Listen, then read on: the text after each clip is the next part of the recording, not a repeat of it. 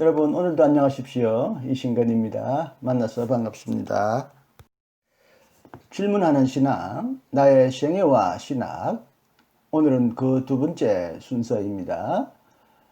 나는 질문한다. 고로 나는 존재한다. 내가 지금까지 어떤 질문을 던졌고 어떤 고민 속에서 신학과 진리를 찾으려고 노력했는지, 그리고 지금 내가 어떤 해답을 찾고 있는지 여러분과 나누는 시간입니다. 끝까지 경청해 주시길 바랍니다. 오늘의 주제는 역사란 무엇인가? 역사란 무엇인가? 오늘도 좀 주제가 거창하죠. 그래도 제 개인의 삶과 연결되어 있기 때문에 매우 진지한 질문이 있기 때문에 끝까지 시청해 주시길 바랍니다. 모든 사람은 성장할수록 점점 더 큰 자의식과 점점 더 분명한 자기의 확신을 품게 됩니다. 물론 인간의 자의식과 자기 확신은 주변 환경과 주변 사람들과의 관계 속에서 서서히 또는 갑자기 변화와 개선을 경험하게 됩니다. 그러나 인간은 단지 자연적, 인격적 존재일 뿐만 아니라 동시에 사회적, 역사적 존재이기도 합니다. 그렇다면 나는 언제부터 그리고 왜 역사의식을 품게 되었을까요? 볼트만이 그의 대표적인 저서 희망의 신학에서 주장하듯이 역사에 대한 감각, 역사에 대한 관심, 역사를 이해할 필요성은 지금까지 알려지지 않았고 예감되지 않았던 새로운 가능성이 지평을 넘어 밀려오는 위급하고 불안한 시기에 항상 생겨납니다. 아고스티누스의 하나님의 도성 이래 위대한 역사가들의 무의식 속에는 위기 경험이 깔려 있었습니다. 가정과 동네, 학교와 교회라는 비교적 좁은 사회적인 틀 안에서 평범하고 소박하게 살아가던 나에게 역사라는 새 지평이 서서히 밀려온 것은 새롭고 불안한 사건에 대한 위기의식 때문이었습니다. 물론 학교에서 나는 역사 과목을 배웠지만 역사 공부는 오직 시험과 입시를 위한 암기 활동에 불과했고요. 역사에 대한 지식이 나에게 아무런 위기의식을 불러일으키지 않았던 것 같습니다. 1960년에 이승만 자유당 정권이 장기 집권을 도모하기 위해 선거 결과를 조작하자 4월 19일에 부정선거 무효와 재선거를 주장하는 학생들과 시민들의 시위가 들불처럼 전국으로 번져갔습니다. 부산의 거리에도 엄청난 인파와 차량 행렬이 넘쳐났습니다. 그러나 8살의 어린 꼬마였던 나에게 이 사건은 신기하지만 이해하기 어려운 이상한 현상으로 여겨졌고요. 그래서 지금까지도 희미한 추억거리로 남아 있습니다. 중고등학교 시절에 부산 수정동 교회에서 내가 자주 들었던 설교는 다분히 개인의 구원이나 개인적 확신에 초점이 맞춰져 있었습니다. 그러나 예배 중에 이지환 전도사님이 구약 성서에 나오는 에스더에 관해 설교하셨을 때 벅찬 감동이 일어났던 것을 지금도 또렷이 기억하고 있습니다. 그러나 주지하다시피요, 성결교회가 한국에 뿌리를 내리고 확장되어 갈 때 다른 교회도 그렇겠지만 신앙의 선배들은 일제히 혹독한 탄압 속에서 다분히 개인적이거나 내세적인 소망을 주로 전파했습니다. 가장 분명한 증거가 예수첨당 불신지옥이 아닙니까? 미국 선교사들의 신앙 형태도 매우 비역사적인 특징을 띠고 있었고 그들의 설교는 주로 내세의 구원에 초점을 맞추고 있었습니다. 서울시 서대문구 아현동의 작은 언덕 위에 자리 잡고 있었던 고색 청년한 서울신학대학에서 신학을 공부하던 동안에도 역사의식은 거의 생겨나지 않았습니다. 왜냐하면 교수님들도 대부분 역사와 무관한 내용을 강의하셨고 그들의 설교도 다분히 개인적인 구원, 중생이나 성화, 전도 이런 것들을 강조했기 때문입니다. 존 웨슬리 신학에 대한 연구 논문으로 박사 학위를 취득하고 서울신학대학 학장으로 부임하셨던 조정남 박사님의 강의와 설교에도 역사의식은 거의 나타나지 않았습니다. 사회적 성화를 외치고 영국 사회를 폭넓게 개혁했던 웨슬리와는 달리 조정남 박사님은 주로 개인적 성화를 강조하셨습니다. 작은 예외가 있었다면 실천신학을 가르치셨던 이용원 교수님은 설교 중에 종종 역사의식을 강조하셨습니다. 그러나 역사에 대한 나의 무관심을 깨뜨리고 나에게 역사의식을 강하게 심어준 사건들이 잇따라 일어나기 시작했습니다. 지지하다시피 5.16 쿠데타를 통해 정권을 장악한 박정희는 1970년대에 이르러 정권을 무한히 연장하기 위해 온갖 수단, 공포와 고문, 조작과 선동을 동원하기 시작했습니다. 이에 따라서 민주화를 요구하는 학생들과 시민들의 저항도 거세게 일어나기 시작했습니다. 긴급조치, 위수령, 계엄령이 잇따라 공포되었고요. 박정희는 영구 집권을 보장하는 유신헌법을 통해 권력을 무리하게 연장해 나갔습니다. 그에 따라서 시민의 저항도 날이 갈수록 점점 더 격렬해졌고 여기저기서 시위가 본물처럼 터져 나왔습니다. 서울신학대학의 학생들도 잠잠히 있지 않았습니다. 학생회는 민주화 선언서를 낭독하고 동맹 휴학을 결의했습니다. 그 시절을 되돌아보니 하루라도 시위와 농성을 하지 않고 왜 곧바로 휴학 결의를 했는지 조금 의아합니다. 우리에게 그럴 만한 용기가 없었던 것 같습니다. 최소한의 저항을 표시했다는 사실만으로 나는 만족해야 했습니다. 극도의 혼란 중에 이른바 인혁당 간첩 조작 사건이 일어났습니다. 이에 가담했다는 사람들은 사형 언도를 받는 즉시 처형되었고요. 대학생 운동단체였던 민청년의 주동자들은 그들의 사주를 받았다는 이유로 체포되어 사형 구형을 받았습니다.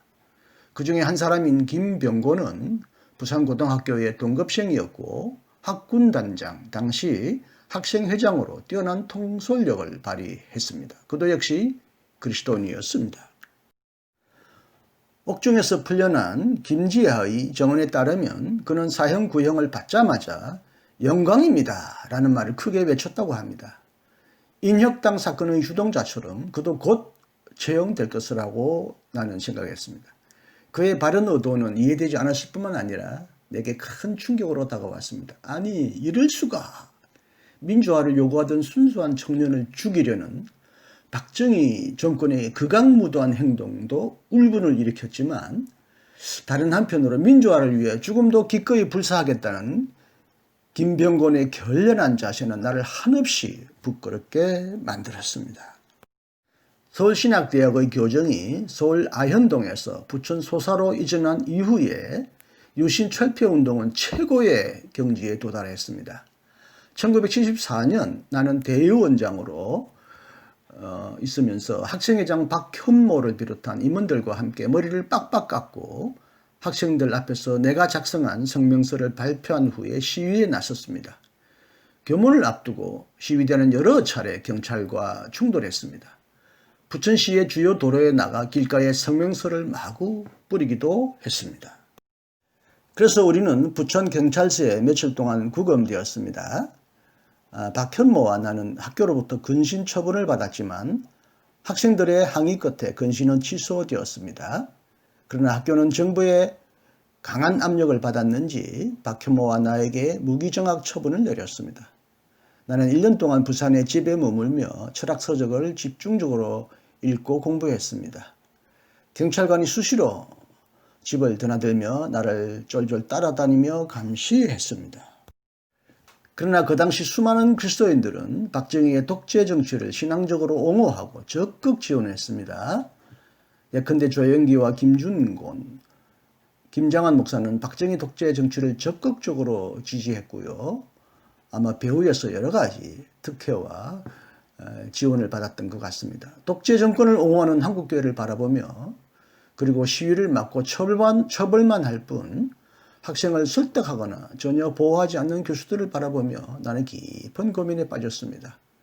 그리스도인이 예수와 달리 역사의 앞에서 왜 이토록 나약하고 비겁할까? 그런 고민을 했습니다.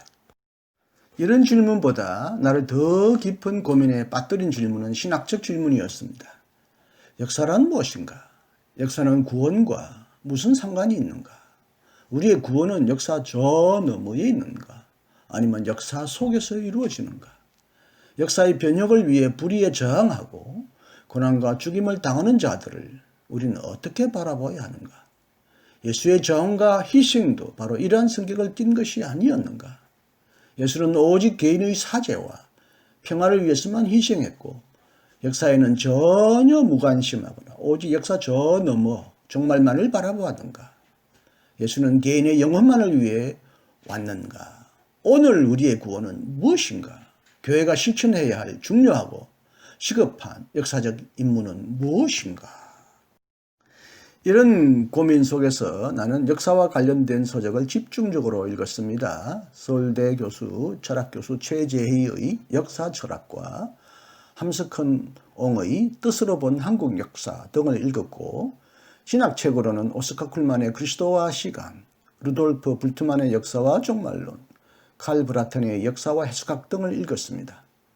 나에게 가장 큰 감동과 깨달음을 준 책은 몰트만의 희망의 신학과 십자가에 달리신 하나님이었습니다. 이후로 나의 신학은 개인적 지평에서 역사적 지평으로 점점 더 확장되어 나가기 시작했습니다. 역사란 무엇인가를 쓴 E.H. 카에 따르면 역사란 현재와 과거의 대화입니다. 신학적으로 말한다면 역사란 하나님과 인간의 대화라고 할 수 있습니다. 하나님은 고독한 개인과 은밀하게 대화하시기보다는 주로 역사적 사건을 통해 인류와 공개적으로 대화하십니다. 그래서 성서는 문학작품이기도 하지만 압도적으로 역사적인 기록입니다. 성서는 하나님이 인류의 구원을 위해 인류와 함께 어떤 행동을 하셨는지를 기록하는 생생한 증언입니다. 근데 예수의 탄생은 하나님의 구체적인 역사 속으로 들어오신 사건이었고, 예수의 선포와 활동은 구체적인 역사 속에서 이루어진 하나님의 구원 활동이었습니다. 그래서 비역사적 신앙은 참된 의미에서 그리스도교적 신앙이라고 부를 수 없다고 저는 확신합니다. 독일 튜빙겐 대학교에서 칼바르트의 교회론을 연구하는 동안에도 나는 틈틈이 하나님의 나라에 관한 책을 집중적으로 모으고 읽었으며, 귀국 후에 모교에서 가르칠 동안에도 나는 항상 복음과 구원의 역사적 차원을 강조하려고 애썼습니다. 항상 역사적 사건 속에서 하나님의 뜻을 찾으려고 애썼고, 침묵과 기도보다는 말과 행동을 통해 신앙을 표현하려고 노력했습니다. 그런데 1995년 김영삼 정부 시절에 검찰은 5.18 쿠데타와 광주 시민 학살을 일으키고 정권을 찬탈한 전두환과 노태우 대통령과 그의 무리들에 대해 공소권이 없다는 결정을 내렸습니다. 성공한 쿠데타를 처벌할 수 없다는 입장이었습니다.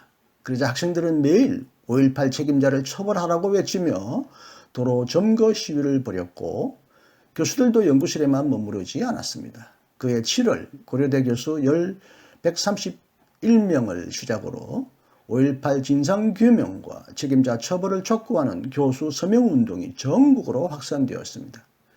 그 당시 서울신학대학교의 민주화교수협의회 회장 김일성 교수의 회원이었던 나도 성명서 발표에 적극 앞장서고요. 또 제가 성명서를 직접 썼습니다. 최근에 나는 박근혜 대통령의 퇴진운동과 촛불 집회에도 적극 열렬히 가담했습니다. 성결교회 교수, 목회자, 신학생과 여러 단체에 시국선언을 위한 의도를 알렸더니 500명이 넘는 사람들이 동참해 주었습니다. 박찬희 목사가 같은 시절에 이런 생각을 가지고 있다가 저의 시도에 적극 동참하고 지원해 주었고, 해외에 있는 많은 동물들도 참여했습니다. 2016년 11월 1일자 한겨레 신문에 내가 급히 작성한 시국선언문을 발표했습니다. 주지하다시피 박근혜 대통령은 백성의 거센 저항을 받고 국회와 헌법재판소에서 탄핵을 당했고, 그와 함께 국정을 농단한 추종 세력들도 엄중한 재판을 받았습니다. 그 당시 한겨레 신문에 실었던 성명서 내용인데요. 글씨가 작지만 제가 한번 읽어보겠습니다. 박근혜 대통령 퇴진을 촉구하는 성결인 시국선언. 박근혜 대통령은 퇴진하라. 우리는 최근 언론 보도를 통해 박근혜 대통령의 비선 실세들, 특별히 최순실 등에 의한 국정농단을 목도하였다. 이것은 분명히 국가문란 행위이며 헌법 파괴 행위로서 경악스럽고 참담하기 그지없는 일이다.